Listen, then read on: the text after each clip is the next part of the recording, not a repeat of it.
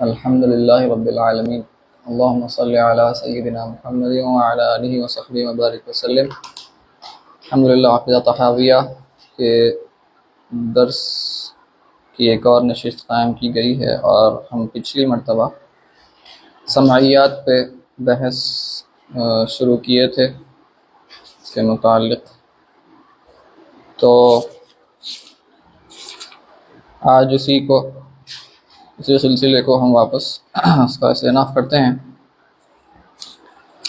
ہم پہنچے تھے کہاں تک؟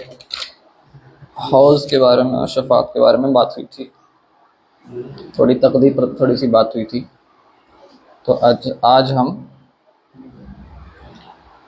وہاں پر سے شروع کرتے ہیں۔ وَنُؤْمِنُ بِاللَّوْحِ وَالْقَلَمِ وَجَمِيعِ مَا فِيهِ قَدْ رُقِمَ، اس کو ڈال دیا لنک۔ اور ہم لوح و قلم پر ایمان لاتے ہیں، اور جو بھی اس میں لکھا ہوا ہے اس پر بھی ہم ایمان لاتے ہیں۔ پین اور ٹیبلٹ انگریزی میں اس کو ترجمہ اگر کیا جائے تو پھر سے یہ تقدیر پر ہی بات پھر سے ہو رہی ہے۔ شروع میں ہم تفصیلی طور پہ بات کر چکے ہیں، پھر سے اب تھوڑا سا امام طحاوی اجمالی طور پر پھر سے ذکر فرما رہے ہیں تقدیر کا۔ تو لوح و قلم اس کی حقیقت کیا ہے، ہم کو زیادہ تفصیلات پتہ نہیں ہیں تو ہم جو بھی ہے وہ ایمان لا لیے، لیکن دوسرے فقہ ایسے کوشش کرے، جیسے معتزلہ ہے جو عقل کو بہت لڑاتے ہیں، وہ کوشش کرے کہ اس کا مطلب ہے اللہ تعالیٰ کا علم یا کچھ ایسے کچھ باتیں، جیسے عرش کے بارے میں بھی وہ ایسے ہی کچھ کہے، عرش یعنی اللہ کا علم کے لیے مجازی طور پر ایک عرش کا لفظ استعمال کیا گیا ہے، لیکن ہم اس بات سے متفق نہیں ہیں۔ ہم بولے ہم ایسے باتیں نہیں کرتے، ہم یہ انحراف ہے اور یہ بدعقیدگی ہے، ہم ایمان لا لیے، وہ کیا ہے کیسا ہے اللہ عالم، اللہ و رسول عالم، آمنا صدقنا۔ تو جو بھی لکھا ہوا ہے لوح میں ہم اس پر بھی ایمان لائے، تقدیر پر ایمان لائے، قضاء و قدر پر۔ پھر وَلَوْ اجْتَمَعَ الْخَلْقُ كُلُّهُمْ عَلَى شَيْءٍ كَتَبَهُ اللَّهُ أَنَّهُ كَائِنٌ لِيَجْعَلُوهُ غَيْرَ كَائِنٍ لَمْ يَقْدِرُوا عَلَيْهِ، کہ اگر تمام مخلوق جمع ہو جائے جس کو اس چیز پر جس کو اللہ تعالیٰ نے پہلے سے لکھ دیا ہے کہ وہ ہونے والی ہے، تو مخلوق کچھ بھی نہیں کر سکتی، وہ تو چیز ہو کر ہی رہے گی۔ اگر وہ کوشش کی ہے کہ وہ اس کو نہ کرنے، وہ نہ ہو سکے، وہ کچھ نہیں کر سکتے۔ تقدیر ہے، اللہ تعالیٰ جو لکھ دیا ہے وہ لکھ دیا ہے۔ اور ہم تفصیلی بات کر چکے ہیں کہ اللہ تعالیٰ کا علم سے تقدیر کا جو تقدیر مبرم ایک ہے، تقدیر معلق ایک ہے، وہ ہم بات کر چکے ہیں۔ جو حضرات پھر سے دیکھنا چاہ رہے ہیں وہ جا کر پرانے ہمارے دروس دیکھ سکتے ہیں، وہاں پر تفصیلی بات ہوئی تھی۔ وَلَوْ اجْتَمَعُوا كُلُّهُمْ عَلَى شَيْءٍ لَمْ يَكْتُبْهُ اللَّهُ فِيهِ أَنَّهُ كَائِنٌ لِيَجْعَلُوهُ كَائِنًا لَمْ يَقْدِرُوا عَلَيْهِ، کہ اگر وہ اس کا الٹا، کہ جو کوئی چیز اگر مخلوق کوشش کرے، تمام کے تمام جمع ہو کر ایک چیز پر کوشش کریں کہ اس کو وہ ہو جائے وہ چیز، لیکن اللہ نے لکھ دیا ہے کہ وہ نہیں ہونے والی ہے، تو وہ تو بالکل کبھی بھی نہیں ہونے والی ہے، وہ کچھ نہیں کر سکتے۔ ٹھیک، وہی چیز تقدیر کے بارے میں امام طحاوی یہاں پر گفتگو فرما رہے ہیں، اور پھر فرماتے ہیں وَجَفَّ الْقَلَمُ بِمَا هُوَ كَائِنٌ إِلَى يَوْمِ الْقِيَامَةِ، کہ سب سوکھ چکا ہے، قلم لکھ دیا ہے اور سوکھ گیا ہے، وہ کہ جو لکھ دیا گیا ہے وہ سوکھ چکا ہے، یعنی وہ اب ہو کر ہی رہے گا جو بھی لوح میں لکھ دیا گیا ہے۔ اب وہ لوح سے کیا مراد ہے وہ ہم بات کر چکے ہیں، تھوڑے تفصیلات ہیں اس میں کہ کیا تقدیر بدل سکتی دعا سے، یہ سب حدیث ہے ہمارے پاس کہ تقدیر بدلتی دعا سے، اس کا مطلب کیا ہے؟ پھر ابھی ہم بات کی کہ تقدیر نہیں بدلتی، تو پھر کیا مطلب ہے اس کا، تو ہم وہ بات کر چکے ہیں، وہ آپ حضرات وہاں پر دیکھ سکتے ہیں قرآن درست میں۔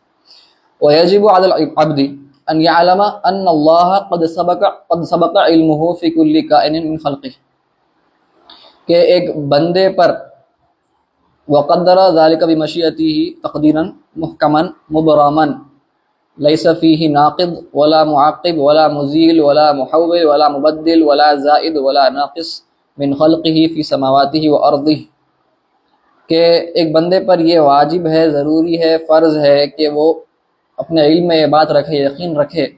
علم یعنی یقین کو کہتے ہیں، ظن کو نہیں بولتے۔ علم یعنی یقین سے اس بات کو اپنے ذہن میں بٹھائے رکھے، عقیدہ یہ ہو ایک بندے کا، مسلمان کا، اہل سنت سے اس کا تعلق ہے اس کا، کہ اللہ تعالیٰ کو سب جو کچھ بھی ہونے والا تھا وہ سب اس کو پہلے سے پتہ تھا، کیونکہ اس کا علم جو صفت ہے، ہم بات کیے ہیں صفات کے، اللہ تعالیٰ کی ذات بھی قدیم ہے اور اس کے صفات بھی قدیم ہے، نہ کوئی ان کی ابتدا ہے نہ کوئی انتہا ہے۔ تو مخلوق پیدا ہونے سے پہلے ہی اللہ تعالیٰ کو معلوم تھا، اس کے علم میں یہ سب تھا کہ جو بھی ہونے والا ہے مخلوق کے ساتھ وہ کیا کیا ہونے والا ہے۔ تو اللہ تعالیٰ نے وہی پھر پیدا فرمایا۔ تو یہ نہیں بول سکتے کہ میں گناہ کرے بعد مجھے کیوں جہنم میں ڈالا جا رہا ہے، اگر کوئی کہے کافر، تو اسے کہا جائے گا کہ اللہ کو پتا تھا کہ آپ کیا کرنے والے تھے، آپ کفر کرنے والے تھے، اسی لیے آپ کو جہنم میں ڈالا۔ تو آپ جو کرنے والے تھے اس کو پتا تھا اور وہ وہی کروایا آپ سے جو آپ کرنے والے تھے۔ صحیح ہے؟ اگر ایسا ہوتا کہ اس کو پتا ہے کہ آپ مومن ہوتے لیکن پھر بھی آپ کافر بنایا، تو پھر آپ کہیں گے ہاں یہ غلط ہوگا، لیکن اس کو پتا تھا کہ آپ جو کرنے والے ہیں کفر ہے اور اس نے آپ سے وہی کروایا، تو پھر یہاں پر مواخذہ ہوتا ہے، ظلم کی بات نہیں ہے یہاں پر۔ خیر وہ تفصیلی بات ہم کر چکے ہیں، میں خالی عرض کرو اجمالاً۔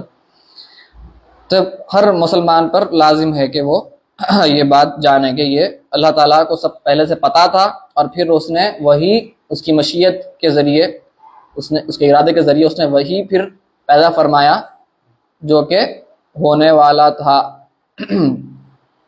تو اس میں نہ کوئی کمی کرنے والا ہے، نہ کوئی اس کی پکڑ کرنے والا ہے، نہ کوئی اس میں اضافہ کرنے والا ہے، نہ کوئی اس کو تبدیلی کرنے والا ہے، نہ کوئی اس میں کچھ زائد کرنے والا ہے، نہ نقص کمی کرنے والا ہے اس کی مخلوق میں سے، چاہے وہ زمین کی ہو یا چاہے وہ آسمانوں کی مخلوق ہو۔ وَلَا يَكُونُ مُكَوِّنٌ إِلَّا بِتَكْوِينِهِ وَلَا يَكُونُ مُكَوَّنٌ إِلَّا بِتَكْوِينِهِ، اور کوئی بھی چیز نہیں ہوتی سوائے اس کے کرنے کے۔ وَالتَّكْوِينُ لَا يَكُونُ إِلَّا حَسَنًا جَمِيلًا، اور جو بھی وہ کرتا ہے وہ اچھا ہی کرتا ہے۔ ہم یہی بات کر رہے تھے کہ اللہ تعالیٰ سے کیا ہم یہ کہیں گے کہ اللہ نے غلط کر دیا یا برا کر دیا؟ اچھا برا ہمارے لیے ہے، ہم بات کیے تھے، میں پھر سے عرض کرتا ہوں، ہم بات کیے تھے کہ اللہ تعالیٰ ہمارے لیے ہے اچھا یا برا، اللہ کے لیے اچھا یا برا ہم نہیں بول سکتے۔ کون ہے تعین کرنے والا کہ اس نے ظلم کر دیا؟ ہم یہ نہیں بول سکتے۔ تو ہم لا یسألوا عما یفعلون، اس سے کوئی سوال کرنے والا نہیں ہے کیا کیا، وہم یسألون، لیکن ہم سے سوال کیا جائے گا کہ آپ کیا کریں۔ اچھا اور برا، ہم یہ کہتے ہیں اشاعرہ اکثر، اچھا اور برا خود اپنے آپ میں نہیں ہوتا، بلکہ اللہ تعالیٰ جس چیز کا حکم فرمایا یہ کرو تو اچھا ہے، اللہ تعالیٰ حکم فرمایا یہ مت کرو حرام ہے تو وہ برا ہے۔ اسی لیے آپ دیکھیں گے آج جو ایک لوگ ہیں کشمکش میں رہتے، کیونکہ وہ پہلے سے اپنے ذہن میں تعین کر لیے کہ یہ اچھا ہے، پھر وہ بولتے اسلام کے کچھ امور کو دیکھ کر کے اسلام میں تو یہ خراب چیز ہے۔ اسلام میں خراب چیز ہے کیوں بول رہے ہیں آپ؟ کیونکہ آپ پہلے سے تعین کر دیے کہ وہ خراب ہے۔ مثال کے طور پر 4 بیویاں ایک مرد مسلمان کے لیے جائز ہے اسلام میں، اب وہ حضرات غیر مسلمان ہیں، وہ کہتے ہیں 4 بیویاں جائز ہے آپ کے پاس، کتنی خراب بات ہے، کیونکہ وہ ذہن میں پہلے سے بٹھا لیے کہ 4 بیویاں رکھنا غلط ہے، ایک بیوی ہی رہنا۔ تو یہ کہاں سے آپ ڈیسائیڈ کیے؟ فیصلہ کہاں سے کیا آپ؟ یہ آپ کی عقل سے کر لیا آپ۔ اب آپ دیکھیے، ہم ہمارے بہنوں کو برقع پہننے کے لیے کہتے ہیں اسلام میں، کیونکہ حجاب فرض ہے، نقاب بھی فرض ہے حنفیوں کے پاس، شاید دوسرے مالکیوں کے پاس شاید فرض نہیں ہے نقاب، لیکن ہمارے پاس نقاب فرض ہے کہ چہرہ بھی ڈھانپنا ہے آج فساد الزمان کی وجہ سے، جبکہ چہرہ عورہ میں سے نہیں ہے، ستر میں سے نہیں ہے، لیکن پھر بھی عورت کا چہرہ ڈھانپنا آج نقاب، حجاب میں نہیں ہے، یہ نقاب میں ہے، ٹھیک ہے؟ تو یعنی ستر عورت میں نہیں ہے، یہ حجاب کہیں گے ہم نقاب، وہ بھی فرض ہے حنفیوں کے پاس یا واجب ہے کم سے کم۔ تو کیوں ہے؟ فساد الزمان کی وجہ سے۔ تو پہلے زمانہ اتنا خراب نہیں تھا تو فقہا جب اجازت دیے تھے کہ عورت چہرہ دکھا سکتی ہے، تو اب ہم کو وہاں ایتھیسٹ یا کرسچنز جو بھی ہے مغربی حضرات اکثر یا غیر مسلمان ہمارے پاس بھی ہیں یہاں پر، مشرقی بھی ہیں، وہ کیا کہتے ہیں یہ تو عورت کے ساتھ آپ ظلم کر رہے ہیں، ٹھیک ہے، تو وہ کیوں کہہ رہے ہیں؟ پہلے سے طے کر لیو کہ نہیں، عورت کو انہیں جو چاہ رہی وہ کرنے دینا، ٹھیک ہے۔ تو اب آپ کچھ 60-100 سال پیچھے جائیے، 2024 ہے آج، 1900 یا 200 سال پیچھے، 1800، 19 سینچری یا 20 سینچری کے شروع میں آپ جا کے دیکھیے وہ یوروپینس کو، وہ مغربی حضرات، مغربی تہذیب والے حضرات کو، کہ ان کی عورتیں کیسے کپڑے پہنتے تھے، جب آپ دیکھیں گے کہ وہ پورا مکمل ڈھانپ کر کپڑے پہنتے تھے۔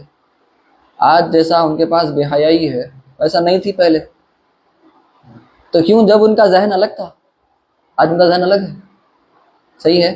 تو کون تعین کرے گا؟ وہ جو ان کے بزرگ، ان کے جو بڑے تھے، جو صحیح کپڑے پہن رہے تھے مکمل، وہ صحیح تھے؟ نہیں، آج آپ صحیح ہیں، نہیں، تو وہ بھی تعین کون کریں گے؟ وہ حضرات سے سوال ہے کہ آپ کے ویسٹرن ٹریڈیشن میں پرانے، جو آپ کے 200 سال پرانے بزرگ ہیں، غیر مسلمان ہی صحیح، وہ کپڑے ایسے نہیں پہنتے تھے آپ کی عورتیں جہاں سے آج پہنتی ہیں۔ تو جب وہ کم کپڑے کیوں نہیں پہنتے تھے؟ کیونکہ ان کے ذہن میں یہ تھا تصور مورالٹی کا، اخلاق کا، اخلاقیات کا تصور یہ تھا کہ کپڑے مکمل عورت کو پہننا چاہیے۔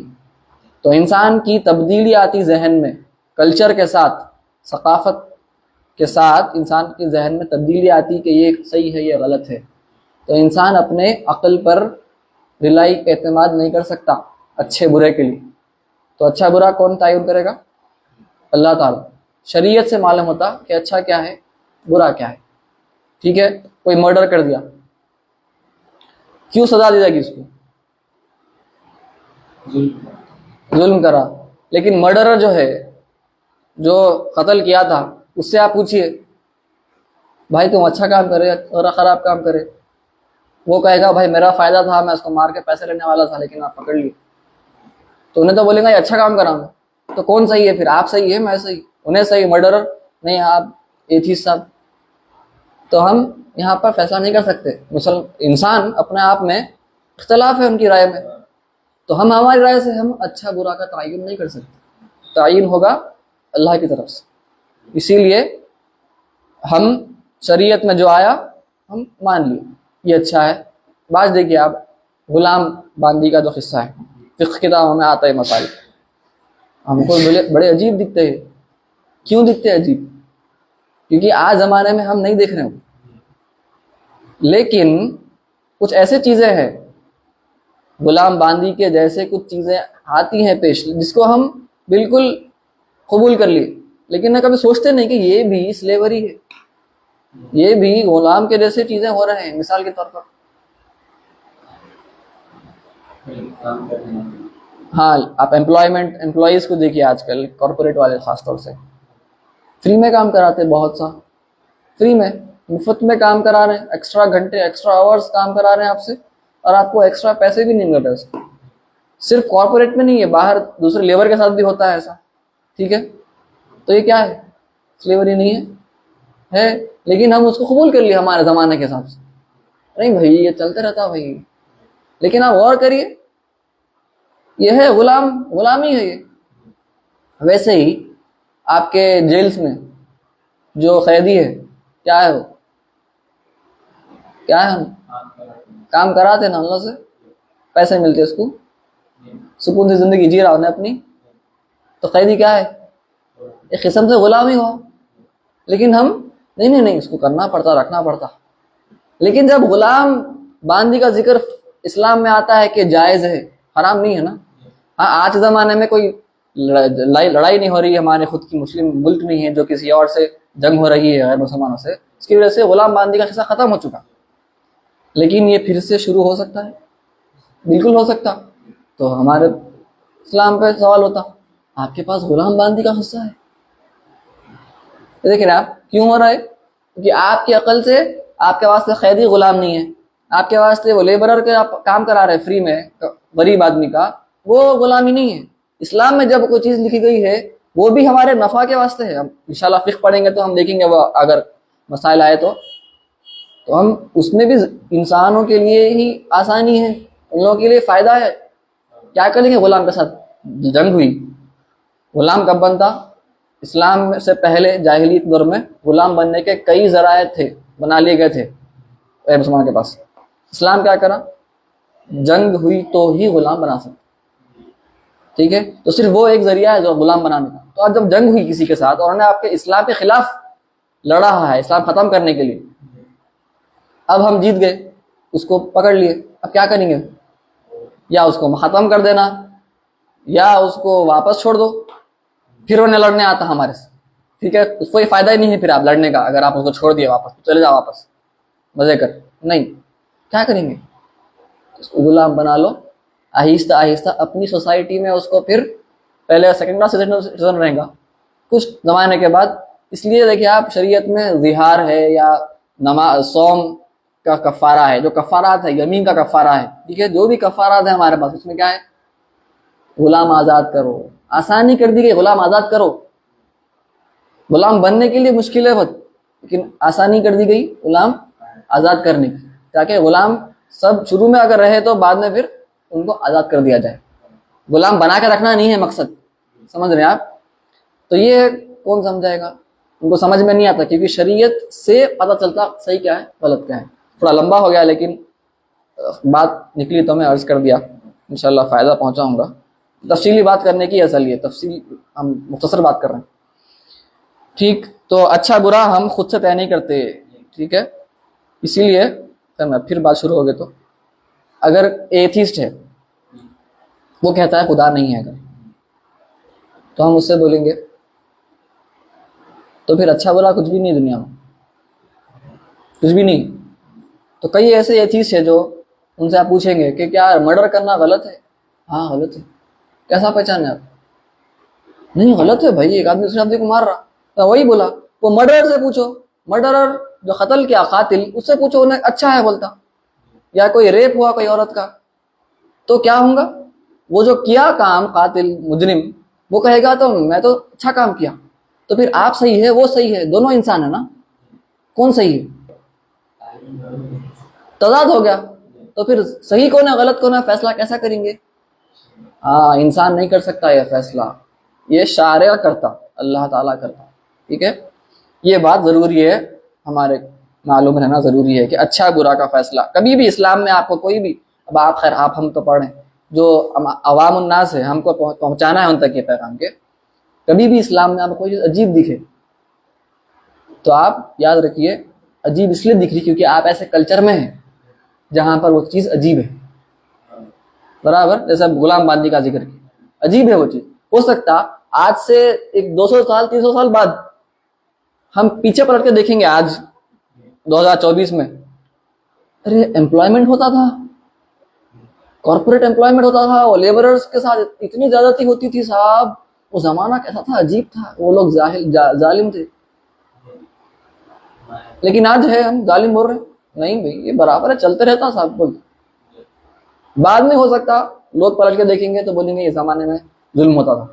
ویسے ہم سمجھ رہے ہیں آج پرانے زمانے میں ظلم ہوتا تھا، سلیوری تھی. وہ بھی سلیوری، اسلام کی سلیوری الگ ہے بالکل.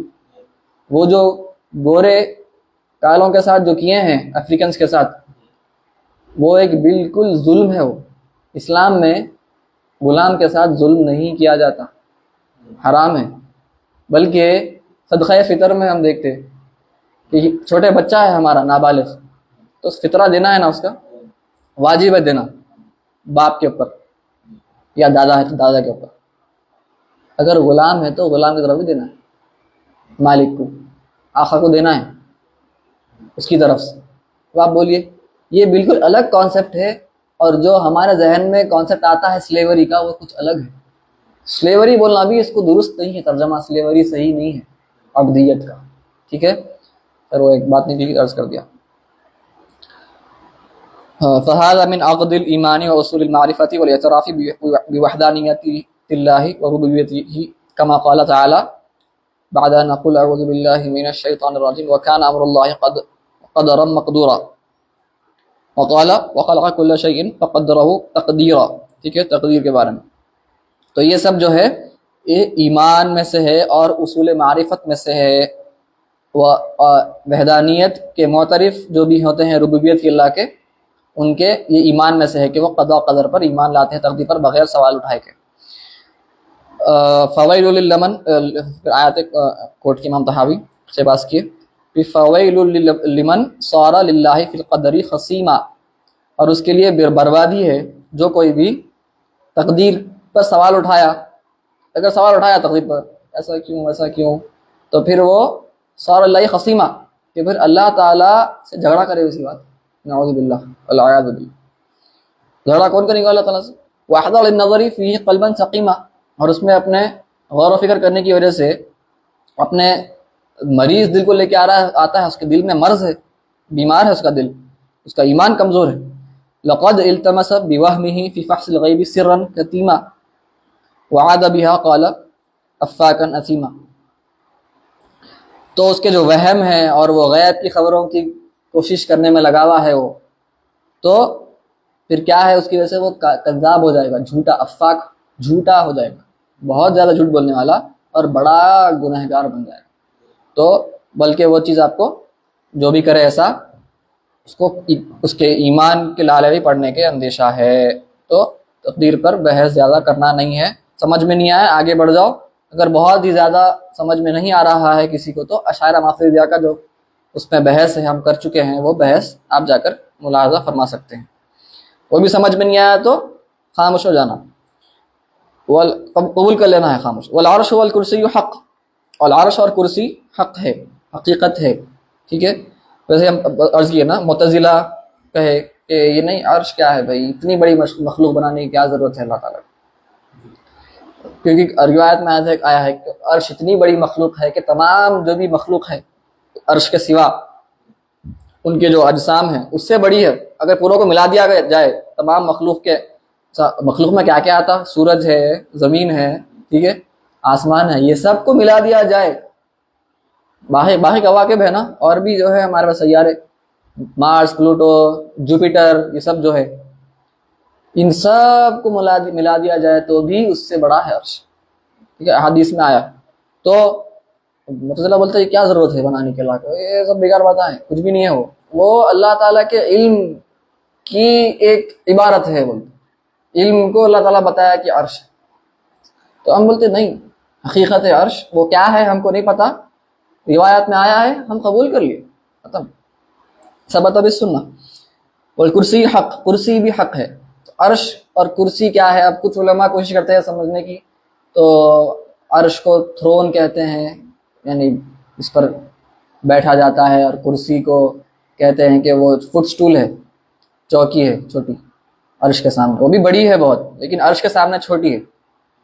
تو کچھ علماء فرمائے ہیں، لیکن وہ بھی ہم اس پر ظنی باتیں ہیں سب، ٹھیک ہے، وہ بھی ہم نہیں کہہ سکتے کہ کوئی قطعی بات، ہم کہیں گے عرش اور کرسی پر ہم ایمان لا لیے، اور جو بھی ہے حقیقت اس کی اللہ عالم، اللہ اور رسول عالم، ٹھیک ہے، وہی سب سے بہتر طریقہ ہے۔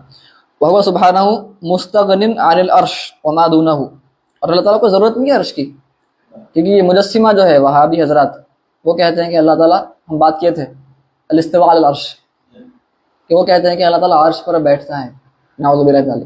تو اگر آپ کہیں بیٹھتا کرتا ہے تو اس کا مطلب ہے اللہ کو ضرورت ہے کوئی چیز کی، ٹھیک ہے، بیٹھنے کے لیے آپ کو ضرورت ہے، آپ بیٹھنے کا مطلب یہ ہے کہ آپ اگر وہ چیز ہٹائی جائے تو آپ گر جائیں گے، نعوذ باللہ من ذلک۔ ہم یہ غلط عقیدے نہیں رکھ سکتے، ٹھیک ہے۔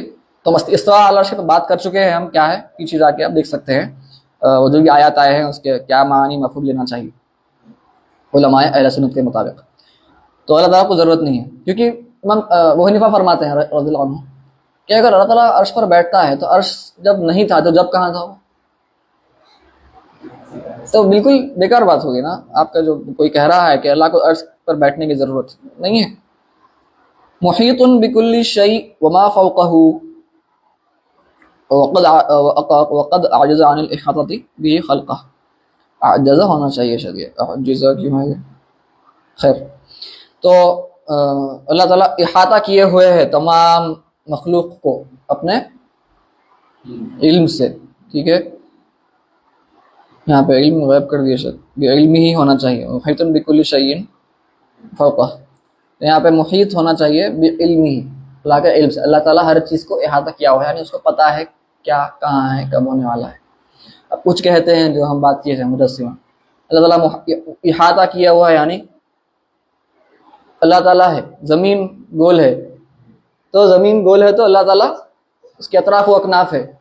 اللہ اوپر ہے بولے تو وہاں ہے، نعوذ باللہ. نہیں، اللہ تعالیٰ ہم بات کی کہ مکان سے زمان سے پاک ہے. تو یہاں پر محیط ہے، یہاں کا مطلب ہے اللہ تعالیٰ اپنے علم سے احاطہ کیا ہوا ہے، ٹھیک ہے، اور اپنی قدرت سے، اور اپنی مخلوق کو وہ عاجز کر دیا ہے احاطے سے.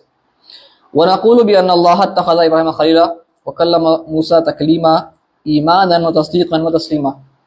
اور ہم یہی بھی ایمان رکھتے ہیں کہ اللہ تعالیٰ ابراہیم علیہ السلام کو اپنا خلیل بنایا، اپنا حبیب بنایا. وَكَلَّمَ مُوسَىٰ تَكْلِيمًا، اور موسیٰ علیہ السلام سے کلام فرمایا. وہ کلام کا بھی ہم بات کیے تھے پیچھے، وہ گزر چکا ہے، جا کے دیکھ سکتے ہیں آپ کیا مطلب ہے کلام کا. ایمانا و تصدیقا، ہم اس پر ایمان لائے اور تصدیق کرتے ہیں، ٹھیک. وَنُؤْمِنُ بِالْمَلَائِكَةِ وَالنَّبِيِّينَ وَالْكُتُبِ الْمُنَزَّلَةِ عَلَى الْمُرْسَلِينَ وَنَشْهَدُ أَنَّهُمْ كَانُوا عَلَى الْحَقِّ الْمُبِينِ. اور ہم تمام ملائکہ پر ایمان لائے، ملک کی جمع ملائکہ یعنی فرشتے، والنبیین تمام انبیاء پر، والکتب المنزلہ تمام کتابیں جو نازل کی گئی مرسلین پر، انبیاء پر، رسولوں پر. اور ہم یہ گواہی دیتے ہیں کہ وہ سب کے سب رسول حق پر تھے، ٹھیک. تو یہاں پر ملائکہ کیا ہے؟ فرشتے ہیں. تو ایسی مخلوق ہے جو ہم کو نظر نہیں آتی اور ان سے کوئی گناہ بھی اس کا ارتکاب نہیں ہوتا، ان سے سرزد نہیں ہوتا، اور ان کی کوئی جنس بھی نہیں ہوتی، ٹھیک ہے. اور وہ نور سے پیدا کیے گئے ہیں، ٹھیک ہے. نور سے یعنی روشنی سے. تو اگر کوئی یہ کہے کہ اللہ تعالیٰ نور ہے تو روشنی نہیں ہے، ٹھیک ہے. نور اللہ کے اسماء حسنہ میں سے نور ہے، ایک نور. اس کا مطلب کیا ہے ہم پیچھے عرض کر چکے ہیں، متشابہات میں سے آئے گا وہ کیا مطلب لینا ہے ہم عرض کر چکے ہیں، ٹھیک ہے. لیکن وہ روشنی نہیں ہے، کیونکہ آپ دیکھیے فرشتے روشنی سے بنائے گئے، تو جس چیز سے فرشتے بنائے گئے اس سے اللہ بنائے گا. استغفر اللہ، یہ بالکل یہ تشبیہ ہو جائے گی مخلوق سے.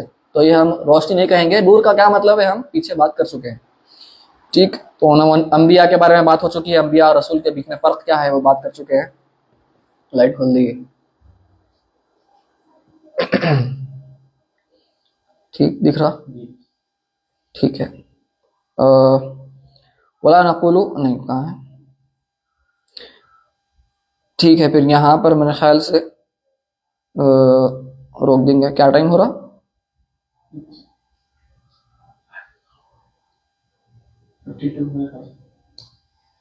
شروع کب کرے تھے؟ ٹھیک ہے.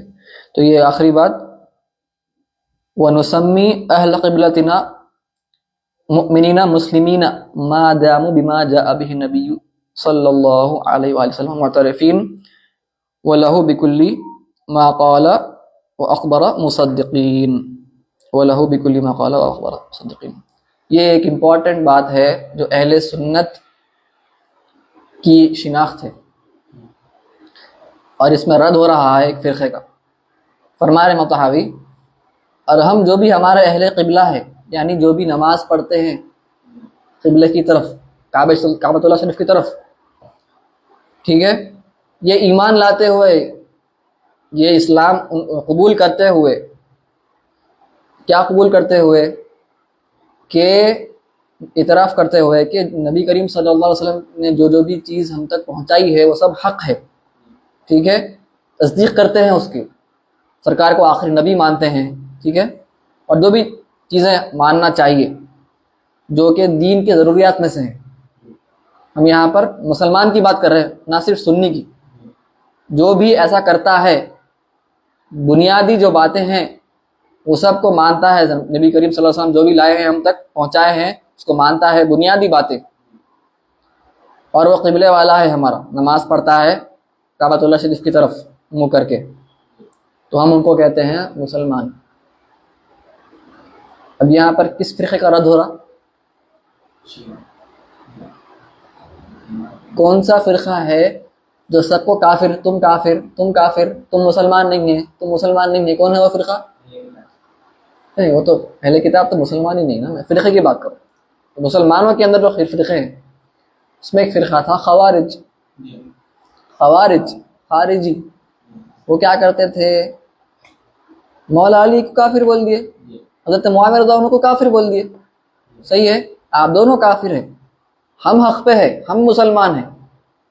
تو مولا علی کو پھر ہم شروع میں دیکھے ہیں، یہ بات اہل سنت کی جب بات ہو رہی تھی ہم بالکل پوری تفصیل سے بات کیے، آپ چاہتے دیکھ سکتے پرانا ہمارا لیکچر. اس میں ہم بات یہ تھے کہ پھر مولا علی کو پھر ان سے لڑنا پڑا، جا کے جنگ نہروان میں خوارج سے ان کا خاتمہ کرنا پڑا.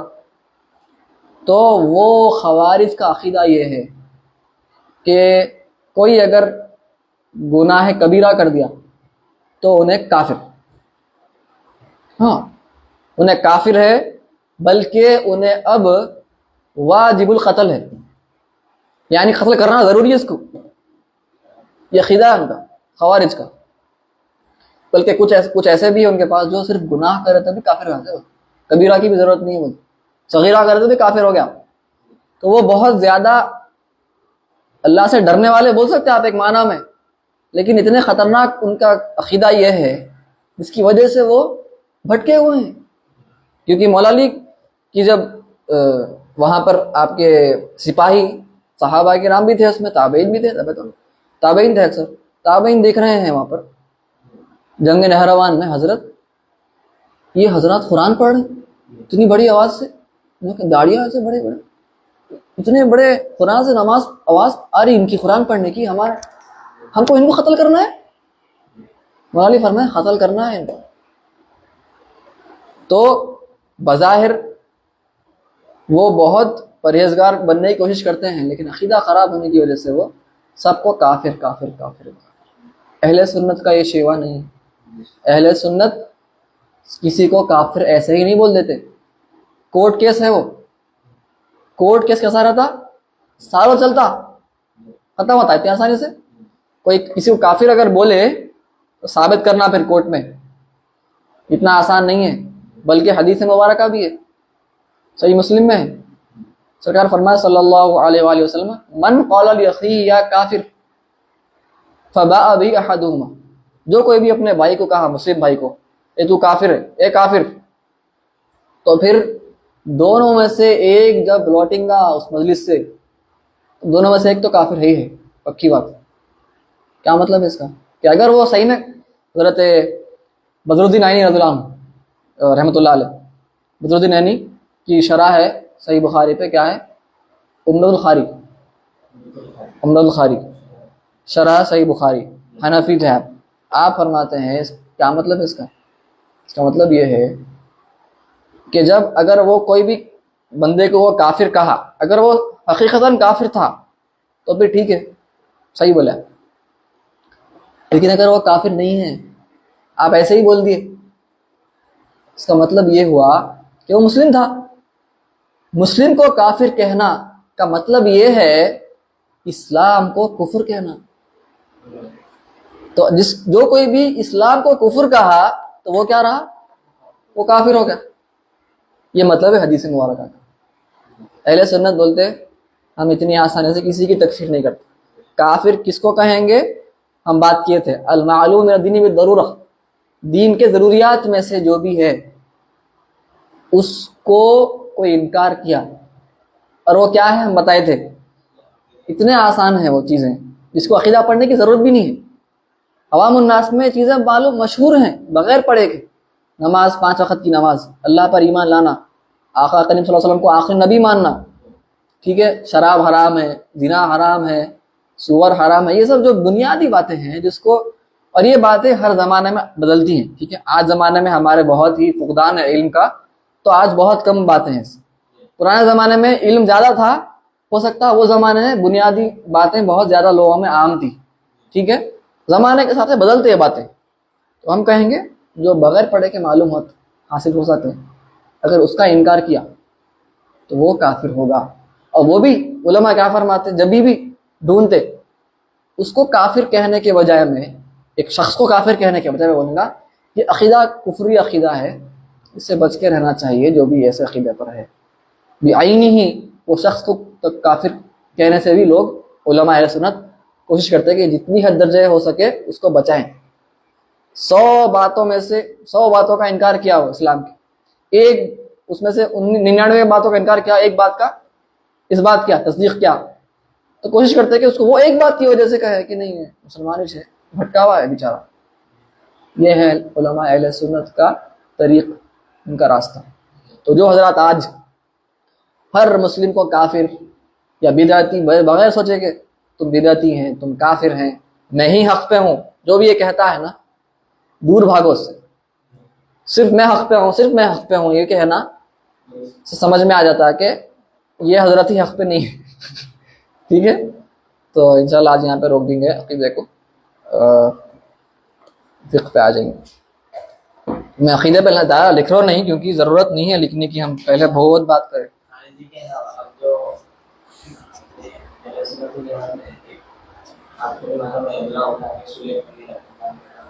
جی ہاں، تو وہ حضرات کو بتانا چاہیے کہ آپ اگر سنی ہیں، جو بھی حضرات اپنے آپ کو سنی کہتے ہیں، تو سب سے پہلے عقیدہ طحاویہ پڑھیے، اور اس میں ہر چیز جو ہے لکھی ہوئی، شروحات بھی ہیں اس کے. یہ امام غزنوی کی شرح ہے میرے پاس، ٹھیک ہے، امام میدانی کی شرح ہے.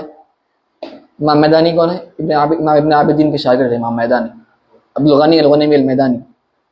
200 سال پرانے ہیں، 300 سال تقریباً، ہاں نہیں 200 سال. اور بھی شروحات ہے عقیدہ طحاویہ کے، وہ شروحات پڑھیے، اہل سنت کے شروحات، ٹھیک ہے، فقہ الاکبر کے شروحات ہے، وہ شروحات پڑھیے آپ. اہل سنت کے علماء، آج کے علماء نہیں، پرانے علماء ہیں، ان کے پڑھیے، اور پڑھ کر آپ کہیے کہ کیا آپ عقیدہ پر ہیں یا آپ خارجی ذہنیت سے متاثر ہو رہے ہیں. کیونکہ وہاں بھی حضرات بھی ایسے ہی کرتے ہیں، تم مشرک، تم کافر. سلفی حضرات یہی کیے، بلکہ سلفی حضرات کا آپ دیکھیں گے جو ان کے جو امام ہیں ابن عبد الوہاب، آپ شروع میں دیکھیے کیا کیے، وہ یہی تو کیے، خوارج کی حرکت ہی کیے، جا کر سب کو کہہ دیے، صوفیہ جو تھے، آپ کافر، آپ کافر، آپ کافر، آپ سب کو قتل کرنا واجب ہو گیا شریعت کے حساب سے، قتل کرے. جا کے تاریخ پڑھ لی. آج ہمارے سلفی صاحب کو یہ بتایا تو ان کو خراب دکھ جاتا، لیکن جو حق پسند ہیں ان میں وہ بات کو سمجھتے ہیں اور تحقیق کرتے ہیں. ہم دیکھیں کہ جو تحقیق کرتا ہے پھر وہ حق تک پہنچ جاتا. ٹھیک ہے، کبھی بھی میرے حضرت ہی صحیح، باقی تمام علماء غلط، یہ طریقہ ہمارا ہے. علماء اہل سنت کا طریقہ سب کو لے کر چلنا ہے، اور تحقیق کرنا، اور مصادر تمام ہماری سب سے. ہم کیوں پڑھیں؟ ہم کو پہلے ہمارے مدنی بھائی جو بولے تھے، شروع کرائے ہیں انہوں، بیچارے ان کے گزارش پہ شروع ہوا ہے درس، انہوں بولے فقہ الاکبر پڑھائیے، ٹھیک ہے، امام ابو حنیفہ کی. میں بولا طحاویہ پڑھائیں گے. کیوں بولا؟ کیونکہ عقیدہ طحاویہ ایسی کتاب ہے تو تمام مسلمان اس پر متفق ہیں کہ یہ پہلی عقیدہ کی کتاب ہے اہل سنت کی جو لکھی گئی. ٹھیک ہے، سب پڑھاتے ہیں، سلف کے بھی پڑھاتے ہیں کتاب. ٹھیک ہے، ہاں ان کا الگ اپنا الگ انداز ہے پڑھانے کا، شروحات شرح ان کی الگ رہتی تھوڑی سی، کبھی کبھار انہوں امام طحاوی کوئی غلط بول دیتے، وہ الگ ہے، لیکن پڑھاتے تو صحیح پڑھاتے. فقہ الاکبر میں ویسا نہیں ہے، صرف حنفیہ مانتے، باقی تمام مذاہب مانتے کہ امام ابو حنیفہ سے منسوب غلط ہے. اس لیے میں بولا یہ کتاب، تو یہ کتاب پڑھائیے سر، ہم اس پہ جمع ہوں گے، اہل سنت ہے نا، اس پہ جمع ہوں گے. ہم ایسے علماء کے کچھ 200 سال پرانے علماء صرف ہم انہیں پر اکتفا کریں گے؟ نہیں، تمام علماء کو دیکھیے آپ کیا منہج ہے ہمارا اہل سنت کا. صرف ایک عالم کو لے کر بیٹھنا یہ علماء اہل سنت کا منہج نہیں ہے. ٹھیک، میرے پیر صحیح، آپ کے پیر غلط، یہ بھی غلط. پھر میرے حضرت صحیح، ایسا کیسا ہوتا ہو؟ اختلاف ہوتا ہے امت میں. فقہ میں کہاں تک آتے ہیں اپن؟ ہاں، نواقض الموجبات الغسل. تو غسل کے موجبات، فرائض.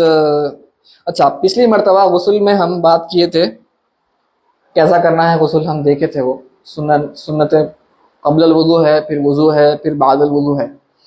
تو اس میں فرائض میں یہ تھا کہ تمام جسم کو دھونا ہے نا، ایک بات اس میں یہ ہے کہ عورتوں کے لیے بالوں کی جو جڑ ہے اصول، ہاں بس جڑ اگر کچے ہو گئے تو کافی ہے، عورتوں کو ان کی چوٹی کھولنے کی ضرورت نہیں ہے کیونکہ وہ ان کے لیے حرج ہے.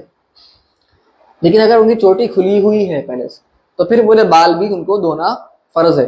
لیکن اگر صرف چوٹی بن کر رہتے ہیں وہ ہر وقت، چوٹیاں کھولنے میں ان کو حرج ہوگا، تو عورتوں کے لیے فرض نہیں ہے کہ وہ چوٹی کو کھولے، بلکہ صرف اگر جڑوں میں، جیسے ہم دیکھتے ہیں افریقہ میں جو عورتیں چوٹیاں بنا کر رکھتی ہیں تو ان کو صرف کیا ضرورت ہے، جڑوں میں اگر پانی پہنچ گیا ان کے تو کافی ہے، ان کے لیے بالوں کو الگ سے دھونے کی ضرورت نہیں ہے. چوٹیاں کھول کے اوپر سے دھو لیے کوئی مسئلہ نہیں.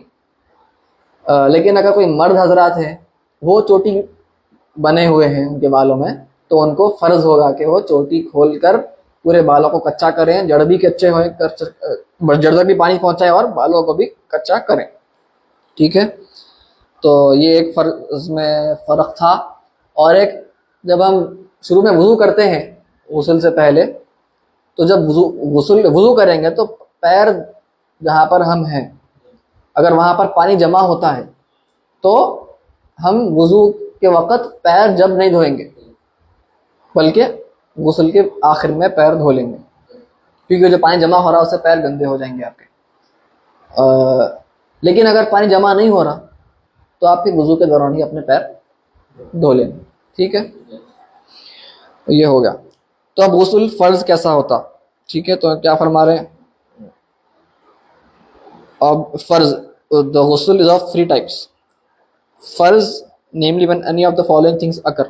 تو فرض کب ہوتا ہے؟ جب یہ کچھ چیزیں ہیں، جب یہ واقع ہوں گی تو پھر غسل فرض ہو جائے گا. منی، the emission of sperm or sexual fluid یعنی منی that leaves its normal place inside the body with pleasure even if it exists without pleasure for any reason such as a wet dream or by looking at someone or something with lust. یہاں پر منی کا ہے. منی کا کیا مطلب؟ تو یاد رکھیے، ایک منی ہے، ایک مذی ہے اور ایک ودی. کیا مطلب؟ منی کیا ہے؟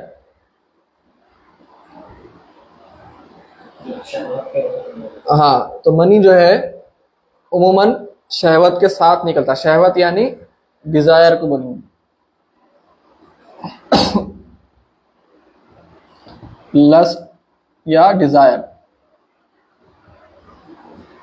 ٹھیک ہے، شہوت اس کو بولتے. منی جو ہے عموماً جماع کے دوران یعنی انٹرکورس کے دوران نکلے گا. ٹھیک ہے، تو منی جب تو یہ منی ہوتا کیسا ہے؟ اس کو کہتے ہیں انگریزی میں سیمن. ٹھیک ہے، تو یہ گاڑھا ہوتا ہے اور سفید اس کا رنگ ہوتا ہے اور اس میں ایک خاص بو آتی ہے، صلع کی بو آتی ہے خاص.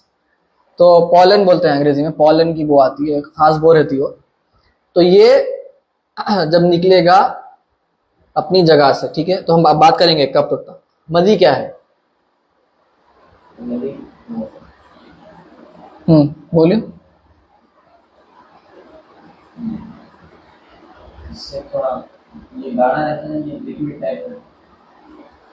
ہاں، یہ گاڑھا ہے، سخین ہے. ہاں، خاصر، یہ سخین ہے. یہ مذی جو رہتا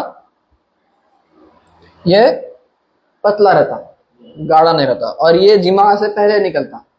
ٹھیک ہے، اس کو بولتے ہیں پری ایجاکولیٹری فلوئڈ بولتے ہیں انگریزی میں، کہ یہ جماع سے پہلے نکلتا ہے اور یہ پتلا ہوتا ہے، تھن، اور اس میں کوئی کلر نہیں ہوتا، کلر لیس ہے، یہ کوئی اس میں کلر نہیں، ٹرانسپیرنٹ ہے، اور اس میں کوئی بو بھی نہیں ہوتی. ٹھیک ہے، یہ ودی کیا ہے؟ ہاں، اکثر ودی جو ہے ایسا مادہ ہے جو پیشاب کرنے کے بعد مرد حضرات کو اکثر نکلتا ہے. یہ کہ اس کا کلر کیا ہوتا ہے؟ پیلا. ہاں، وائٹ، تھوڑے پیلا ہی بولتے ہیں. وائٹ اصل تو وائٹ ہی ہے. وائٹ اور اس میں گاڑھا پن ہوتا ہے, وائٹ ہے لیکن تھوڑا ڈارک بھی رہتا ہے, قدرت بھی رہتی اس میں. یہ جو ہے وائٹ, اس میں کوئی قدرت نہیں رہتی, یہ پلین وائٹ رہتا منی, پلین وائٹ. یہ جو ہے ڈارک وائٹ ہے, قدر, ٹھیک ہے, ابیض قدر, ماؤن ابیض قدر. اور اس میں بو نہیں رہتی, نو اسمیل, کوئی بو نہیں رہتی. اور اس میں یہ ٹھیک رہتا, یہ بھی موٹا رہتا, پتلا گاڑھا رہتا, ٹھیک. تو ان دونوں میں فرق یہ ہے کہ اس میں بو رہتی, اس میں بو نہیں رہتی, منی میں بو رہتی, ودی میں بو نہیں رہتی. اور یہ پلین وائٹ رہتا, یہ جو ہے تھوڑا سا ڈارکنیس بھی رہتی, تھوڑا سا شفاف وائٹ نہیں ہے, پلین وائٹ نہیں ہے, تھوڑا سا وائٹنیس میں تھوڑی سی گرینیس بھی آپ کو شامل دکھے گی. تو یہ اکثر فارغ ہونے کے بعد نکلتا ہے, لیکن کبھی کبھار شاید پہلے بھی نکل سکتا ہے. وہ بھی فقہا فرماتے ہیں کہ وہ نکلا تو بھی قطرے نکلتے, ایک دو قطرے نکلتے, زیادہ نہیں نکلتا ہے. تو اکثر حضرات کو معلوم ہے کہ کب نکل گیا ہے, پتہ بھی نہیں ہوتا. مزی سے اور ودی سے وضو ٹوٹتا, غسل نہیں ٹوٹتا.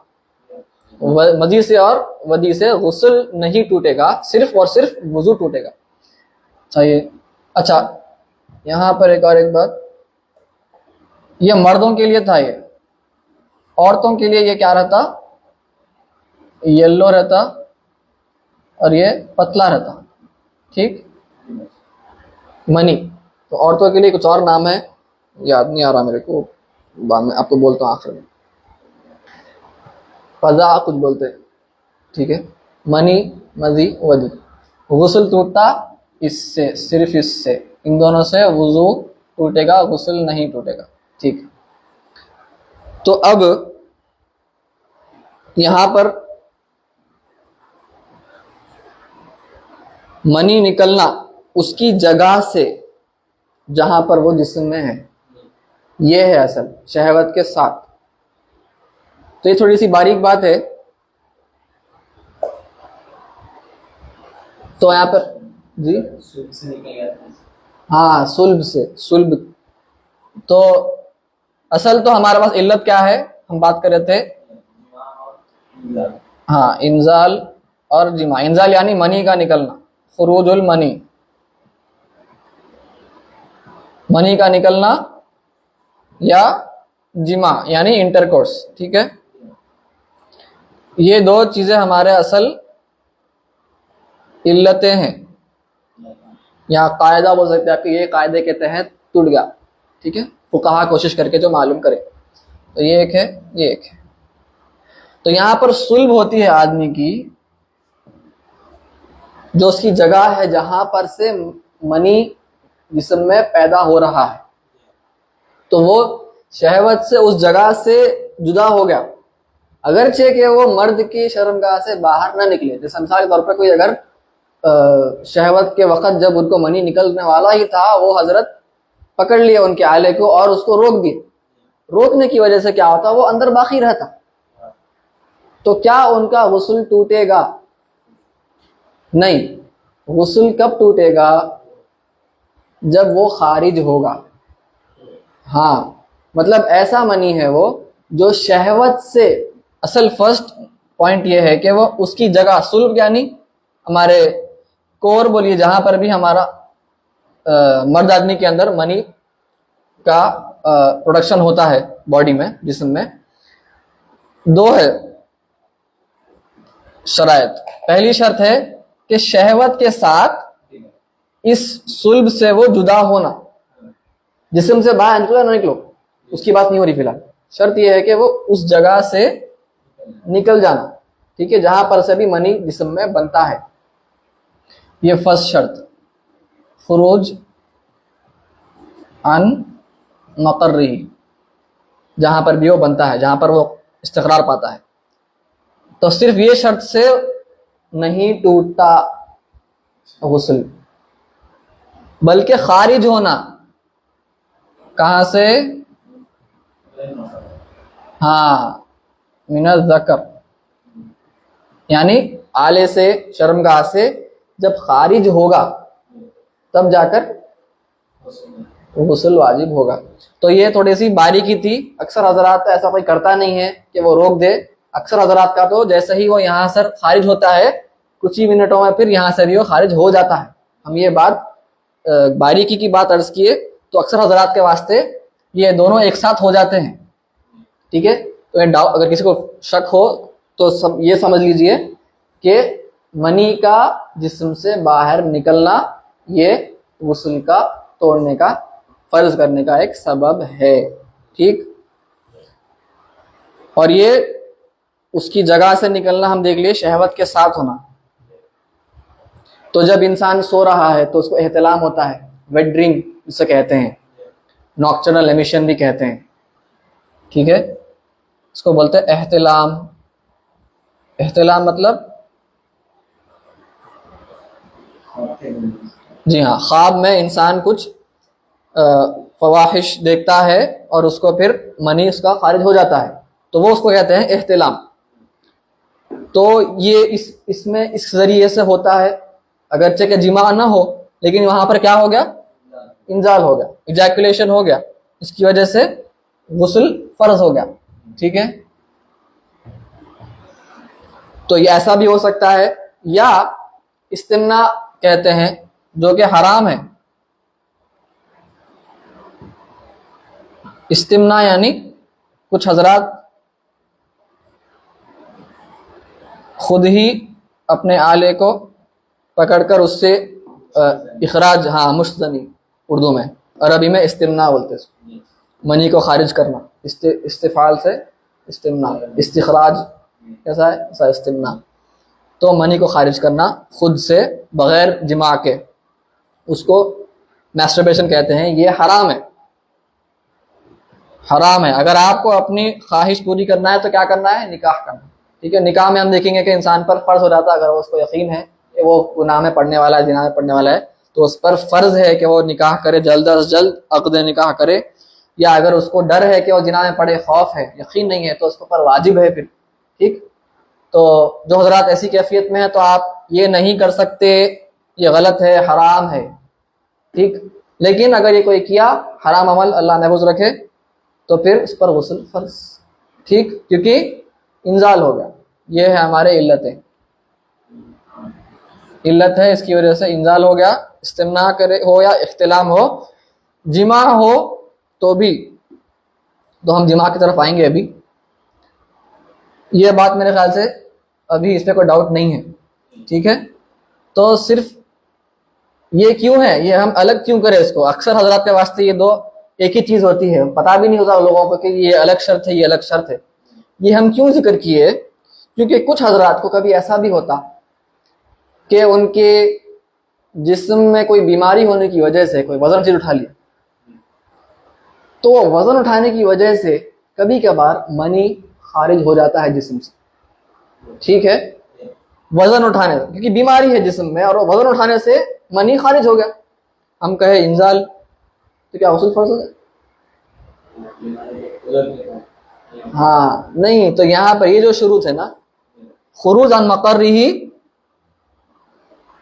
بشہوت, شہوت کے ساتھ بولے نا یہاں پہ, شہوت کے ساتھ اس کی جو جگہ ہے جسم میں, اس جگہ سے وہ جدا ہونا, وہ ہے ایک شرط غسل توڑنے کی, دو شرطوں میں سے. پھر وہ خارج بھی ہونا.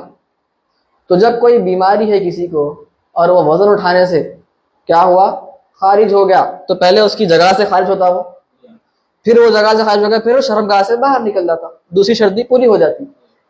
کیا ایسے شخص پر فرض ہوگا غسل؟ نہیں ہوگا. کیوں؟ کیونکہ وہ شہوت نہیں تھی وہاں پر. برابر. لیکن ایسا شخص جو شہوت کے ساتھ تو منی اس کی جگہ سے خارج ہوا تھا, لیکن وہ آلے کو پکڑ کر روک دیا, تو وہ جسم سے باہر نہیں نکلا, بھی جسم کے اندر ہی موجود ہے, لیکن اس کی اصل جگہ سے تو وہ جدا ہو گیا منی. ٹھیک. وہ شخص پھر نماز پڑھتا ہے, پھر نماز کے کچھ دیر بعد وہ خارج ہوا ہے جسم سے, کیا ہوا, غسل کب ٹوٹا, نماز ہوئی نہیں ہوئی.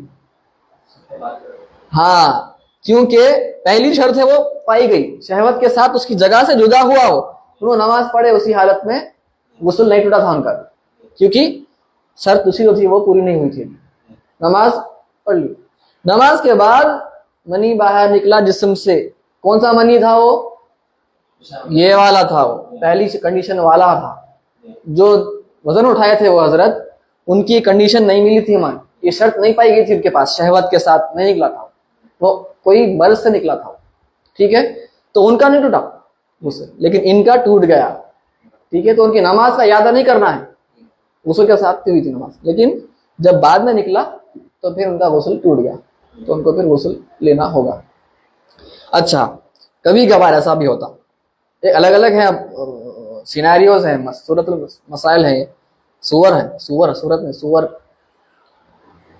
تو کیا ہوتا, پہلی شرط پائی جاتی کہ مقر سے جدا ہوا, پھر وہ حضرت سو گئے, کئی گھنٹے سو گئے, لیکن سونے کے بعد پھر نکلا, یعنی جبھی بھی نکلا تھا. ٹھیک ہے, جب وہ اپنی شہوت سے نکلا تھا, جدا ہوا تھا, پھر ان کے جسم سے بھی نکلا, پھر وہ کچھ دیر سو گئے, کئی گھنٹے سو گئے, پھر اٹھے.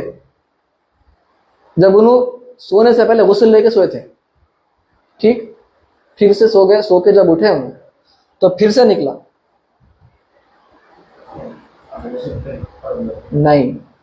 نہیں ہوتا, کیونکہ اتنی یہ جو پھر سے جو منی نکلا ہے, جب تو نہیں روکے تھے نا, نہیں جب نہیں روکے تھے, تو جب دونوں پائے گئے تھے غسل کر لیا, پھر سو گئے.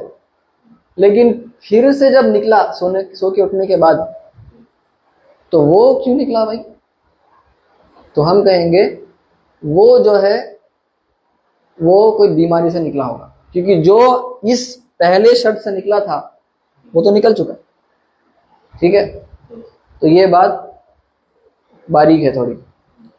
کبھی کبھار اور ایک مسئلہ یہ ہے کہ وہ مقر سے اپنی جگہ سے جدا تو ہوتا ہے, پہلی شرط پائی جاتی ہے, لیکن وہ پھر اس کو روک دیتے ہیں تو واپس جسم اس کو جذب کر لیتا.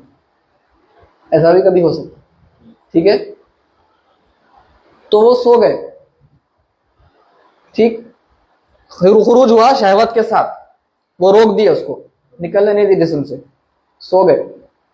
پھر جب اٹھے تو پھر کچھ نکلا ہلکا سا, تو غسل ٹوٹا؟ ہم بولیں گے نہیں ٹوٹا, کیونکہ اتنا وقت گزر چکا ہے کہ جو یہ اصل جو منی تھا جس سے شہوت کے ساتھ جو نکلا تھا وہ اب جذب ہو جاتا اکثر.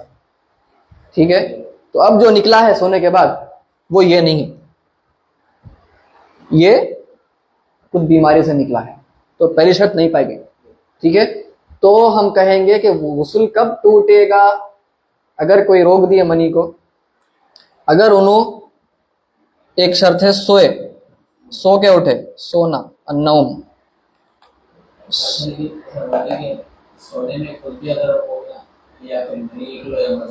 ہاں وہ بات کریں گے, سونے کی بات کریں گے. میں سونے کی بات ابھی وہ نہیں کرا, میں یہ صرف یہ دو کنڈیشنز کی بات کروں. سونے کے دوران کی بات نہیں کرا میں, جو کہا سو کے اٹھے وہ, پھر جاگتے ہوئے میں نکلا, میں اس کی بات کر رہا ہوں یہاں پر. ٹھیک ہے, میں سونے کی بات نہیں کروں, احتلام کی بات ابھی نہیں ہو رہی, ابھی صرف انزال کی بات ہو رہی, خارج جاگنے کی بات ہو رہی صرف. ٹھیک ہے, تو ہم کہیں گے فقہا مسئلہ یہ ہے کہ اپنی جگہ سے وہ جدا ہوا تھا, اس کے بعد اور انہوں روک دیے, پھر جسم سے جدا نہیں ہوا, تو کچھ شرائط ہیں جس کے پانے کی وجہ سے کیا ہے, سونا النوم یعنی سونا, سو کے اٹھا, یا چلا, انگلش یا چلنا, کتنے 40 قدم, 40 قدم چلا,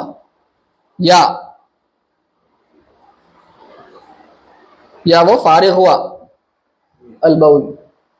ٹھیک ہے, تو جب یہ خارج ہوا اس کے بعد وہ سوئے تھے, یہ لیکن خارج نہیں ہوا تھا, خارج ہوا پھر وہ سوئے تھے, یا پھر وہ اچھا لمبا چلے, یعنی ایک آپ 40 سٹیپس بول سکتے, یا وہ یورینیشن کیے تھے, ٹھیک, فارغ ہوئے تھے, اگر یہ تینوں چیزیں کیے تھے اس کے بعد شہوت کے ساتھ وہ نکلا تھا اور یہ سب چیزیں کیے لیکن وہ نہیں نکلا تھا جسم سے، پھر آپ یہ کیے تھے، وہ کرنے کے بعد پھر یہ نکلا جاگتے ہوئے، تو ہم کہیں گے یہ اتنا وقت گزر گیا ہے یہ عمل سے کہ اب یہ نہیں ہے، وہ یہ کوئی بیماری سے نکلا، ٹھیک ہے۔ لیکن اگر یہ تین چیزوں میں سے کوئی بھی ایک چیز نہیں کی گئی تھی، کوئی فعل نہیں کیا گیا تھا، ٹھیک، اور پھر یہ نکلا، تو ہم کہیں گے کہ وہ یہی تھا۔ صحیح ہے؟ سمجھ میں آیا کیا مسئلہ؟ تھوڑا باریکی ہے، بار بار شاید دیکھنا پڑے گا ویڈیو کو انشاءاللہ تعالی، لیکن میں کوشش کر رہا ہوں سمجھانے کی۔ تھوڑے باریک ہیں حنفیوں کے پاس مسائل، کیا کر سکتے، اتنا آسان نہیں ہے منی نکل گیا ختم، نہیں اتنا آسان نہیں ہے، اس کی جگہ سے نکلنا، شہوت کے ساتھ نکلنا، وہ سب ہے۔ تو یہ تین ہیں شرائط، ٹھیک ہے، اپنی جگہ سے جدا ہوا، پھر یہ تینوں میں سے کوئی ایک عمل ہوا، تو ہم کہیں گے اگر اس کے بعد پھر سے نکلا تو پھر غسل نہیں ٹوٹے گا، ٹھیک ہے۔ لیکن اگر یہ تینوں عمل نہیں کیے پھر بھی یہ نکلا تو ہم کہیں گے ہاں یہی منی تھا، ٹھیک۔ تو یہ ہو گیا جاگتے ہوئے کے لیے۔ کیا ٹائم ہو رہا؟ جتنے میں ٹائم ہو گیا ہوگا جاگنے میں ہو گیا۔ تو سونے کی ہم بات کریں گے۔ کتنے منٹ بچے ہوئے گھنٹے کے لیے؟ ہو گیا گھنٹہ ایک برابر، ٹھیک ہے، اور ایک بول دیں گے، ختم کر دیں گے، خالی وہ سونے کا احتلام کا ہم بات کریں گے اگلے درس میں۔ تو اور ایک ہے جو یہ ایک ہو گیا کہ منی کا اپنی جگہ سے نکلنا، جسم سے نہیں، جگہ سے نکلنا پہلے شہوت کے ساتھ، پھر دوسری شرط ہے کہ اس کی جسم سے نکلنا، ٹھیک ہے، وہی منی کا، کوئی اور منی کا نہیں، وہی منی جو اپنی جگہ سے جدا ہوا تھا شہوت کے ساتھ، وہی منی پھر جسم سے نکلے گا تو جب وہ غسل ٹوٹے گا، یہ پہلی شرط۔ یہ ایک انزال کی طرح سے۔ پھر ہم جماع کی بات کریں، جماع سے بھی غسل ٹوٹتا ہے۔ تو جماع میں یہ ہے کہ جو شرمگاہ ہے مرد کی، اس کا جو سر ہے، ٹھیک ہے، وہ سر the head, the disappearance of the head of the penis into the vagina or the anus، سامنے یا پیچھے دونوں، of a living human being whose body is desirable even without emission of sexual fluid۔ اگرچہ انزال نہ بھی ہو لیکن صرف اتنی مقدار داخل کی گئی مرد کے شرمگاہ کی، اس کے سر کے اتنی، شرمگاہ کا سر ہوتا ہے، وہ جانتے ہیں، چھوٹا سا حصہ ہے وہ کتنا ہے سر بولتے ہیں، جہاں سے ختنہ کی جاتی ہے نا ادھر تک، شروعات سے لے کے جہاں پر ختنہ کی جاتی ہے وہاں تک جو ہے وہ اتنا حصہ، اس کو سر کہیں گے، حشفہ بولتے ہیں عربی میں، حشفہ، تواری حشفہ۔ تو حشفہ کا داخل ہونا مکمل طور پر، اگر حشفہ پورا داخل نہیں ہوا تو غسل واجب نہیں ہوگا، لیکن حشفہ اگر پورا داخل ہو گیا، جو سر ہے ذکر کا وہ مکمل داخل ہو چکا، اگرچہ کہ مکمل اعلیٰ داخل نہیں ہوا، صرف سر داخل ہو گیا مکمل، چاہے وہ سامنے ہو یا پیچھے ہو، غسل فرض ہو جائے گا۔ اور ایسے شخص کے جو کہ زندہ ہو اور جو کہ مشتہا ہو، یعنی اس کو دیکھنے پر دل میں جذبات کی تحریک ہو جاتی ہے، ایسے شخص کے اندر داخل ہونے سے یہ غسل کو واجب کر دے گا۔ تو یہاں پر پتہ چلا کہ فقہاء باتیں بتاتے ہیں، آگے آئیں گے، عرض کروں گا بعد میں۔ پھر تیسرا ہے حیض و نفاس، دی اینڈنگ، شروعات میں، دی اینڈنگ، ابتدا میں نہیں ہے واجب، حیض ہوا تو کرنا ہے، حیض ختم ہوا تو کرنا، ٹھیک ہے۔ تو حیض اور نفاس یہ دو جو ہمارے علتیں تھے، اس کے بعد علاوہ اور ایک سمجھیے آپ علت ہے، علت نہیں قاعدہ کے علاوہ ہے کہ حیض اور نفاس اگر ہو جائے مکمل ہونے پر، کیا بولیں گے، مینسٹرویشن یا پوسٹ نیٹل بلیڈنگ، لوکیا بولتے ہیں اس کو، نفاس کو، اب آگے آئیں گا، اس کے مسائل بھی آئیں گے۔ نفاس جب بچہ پیدا ہوتا ہے ولادت کے بعد جو خون نکلتا ہے کچھ دن تک، اس کو نفاس کہتے ہیں۔ تو حیض اور نفاس کے مکمل ہونے پر، شروعات پر مکمل ہونے پر، وہ مکمل کب ہوتا ہے، کیا ہوتا ہے، اس کے مسائل آگے آنے والے ہیں حیض و نفاس میں، جب واجب ہو جائے گا غسل عورت پر۔ چوتھا جو اکثر حضرات کو نہیں معلوم لیکن عمل ہے ہمارا، کیا ہے، کتابوں میں اکثر لکھا ہوا رہتا لیکن ہم اگر بولے غسل ٹوٹتا کس سے تو ہم اکثر یہ ذہن میں نہیں آتی، وہ ہے کیا ہے؟ موت۔ غسل فرض ہو جاتا نا، ہم کرتے ہیں، عمل کرتے ہیں ہم، لیکن ذہن میں نہیں آتا ہے کہ غسل توڑنے والا ہے، لیکن ہے، ٹھیک ہے؟ تو ہم درس میں ہے تو ہم ذکر کر دیے کسی کی موت واقع ہو گئی تو غسل فرض ہو، معلوم ہے ہمارے کو، لیکن اکثر ذہن میں نہیں آتا کہ غسل توڑنے والے میں کون سے اشیاء ہے، یہ ذہن میں نہیں آتا، لیکن ہے، ٹھیک ہے؟ تو واجب فرض ہے کہ غسل دینا اس میت کو، ٹھیک؟ تو غسل فرض ہونے کے یہ چیزیں ہیں، اور امور ہم بات کریں گے، اور جو مجھے باتیں انشاءاللہ تعالیٰ اگلے درس میں۔